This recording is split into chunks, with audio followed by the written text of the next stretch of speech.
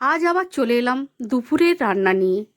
আজকে আমি রান্না করে ফেললাম লুচি। আজ হচ্ছে বৃহস্পতিবার, সেই জন্য একটু বানিয়ে ফেললাম লুচি। লুচিগুলোকে গোল গোল করে বেলে কড়াইতে একটা একটা করে ভেজে নিলাম। আমাদের সাদা লুচিটা কেউ পছন্দ করে না, একটু লাল লাল লুচিটাই পছন্দ করে। তাই আমি লাল লাল করেই লুচিগুলো সব ভেজে নিলাম। ভেজে প্লেটটাকে একটু সাজিয়ে নিলাম। প্লেটে দিয়ে দিলাম ফুলকো ফুলকো লুচি, আর রেখেছিলাম ঝুড়ো ঝুড়ো করে আলু ভাজা। জানি লুচির সঙ্গে আলু ভাজাটা ভালো লাগে খেতে, সেই জন্য আমি ঝুড়ো ঝুড়ো করে আলু ভাজাটাই করে ফেললাম। আর করেছিলাম টমেটো দিয়ে, কাঁচা লঙ্কা দিয়ে, ক্যারি পাতা দিয়ে আর জিরে ফোড়ন দিয়ে একটা তরকারি বানিয়েছিলাম।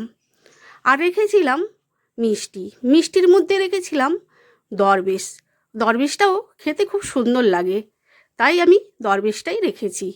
আর লাস্টে দিয়ে দিলাম একটা সন্দেশ। তোমাদের কার কেমন লাগলো জানিও।